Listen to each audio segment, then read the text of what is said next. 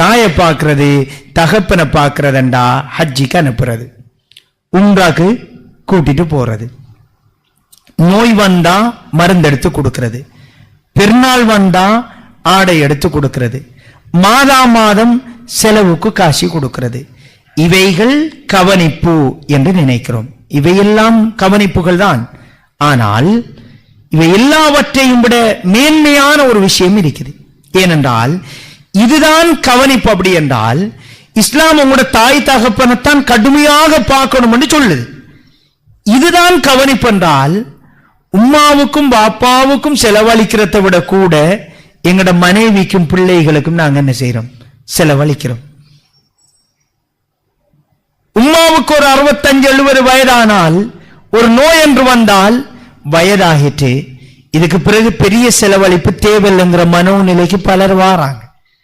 அதுவே மகனுக்கு ஒரு பிரச்சனை என்றால் கொழும்பு இந்தியா நோக்கி போகலாமா என்று சொல்லி யோசிக்கிறாங்க. உம்மாவுக்கு ஒரு மருந்து எடுத்து கொடுக்கிறதும் அல்லது பெருநாளில் ஆடை வாங்கி கொடுப்பதும் ஒரு 5000 ரூபாய்க்குள்ள வாப்பா அம்மாக்கு முடிஞ்சிடும். 10,000 ரூபாய். மகனுக்கும் மனைவிக்கும் 50,000 ரூபாய்க்கு உடுப்படுக்க வேண்டிய ஒரு சூழல் இருக்குது. இதுதான் கவனிப்பு. அப்படி என்றால் முதற்தரமான கவனிப்பை என் பெற்றோருக்கு நான் கொடுக்கவில்லை, 2ஆம் தரமான 3ஆம் தரமான கவனிப்பை தான் கொடுக்கிறேன். அப்படி என்றால் தவறைத்தான் நாங்கள் செய்து கொண்டிருக்கிறோம். இதுவல்ல கவனிப்பு.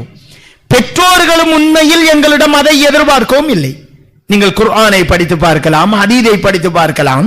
அல்லாஹு தஆலா மனைவி தொடர்பாக சொல்கிற நேரத்தில் மனைவிக்கு இருக்க கொடுங்கள், உண்ண கொடுங்கள், ஆடை வாங்கி கொடுங்கள் என்றெல்லாம் சொல்லப்படுகிறது, அறிவூட்டப்படுகிறது. ஆனால் தந்தை தாயை பற்றி சொல்கிற நேரத்தில் இருக்க கொடுங்கள் என்று சொல்லவில்லை, உண்ண கொடுங்கள் என்று சொல்லவில்லை, ஆடை வாங்கி கொடுங்கள் என்று சொல்லவில்லை, மருந்தெடுத்து கொடுங்கள் என்றெல்லாம் சொல்லவில்லை. மனைவிக்கு இதெல்லாம் சொல்லப்படுது.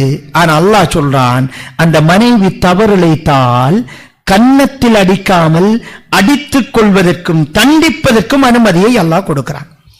பெற்றோர்களுக்கு இது எதுவும் சொல்லல.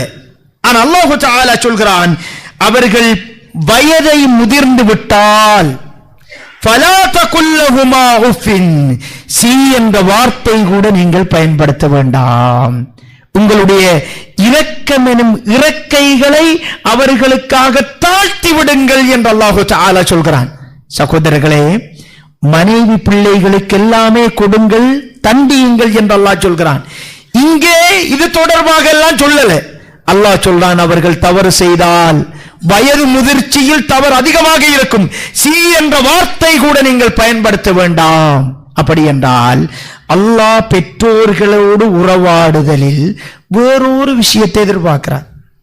அவங்களோட உள்ளம் நோகாம நடக்கணும். எத்தனை விடுத்தம் பேசியிருப்போம், எத்தனை விடுத்தம் கண்டுகொள்ளாம போயிருப்போம். நாங்க பயணங்கள் போனால் எப்பொழுதும் மனைவியோடும் பிள்ளைகளோடும் பேசாத நாட்களே இல்லை.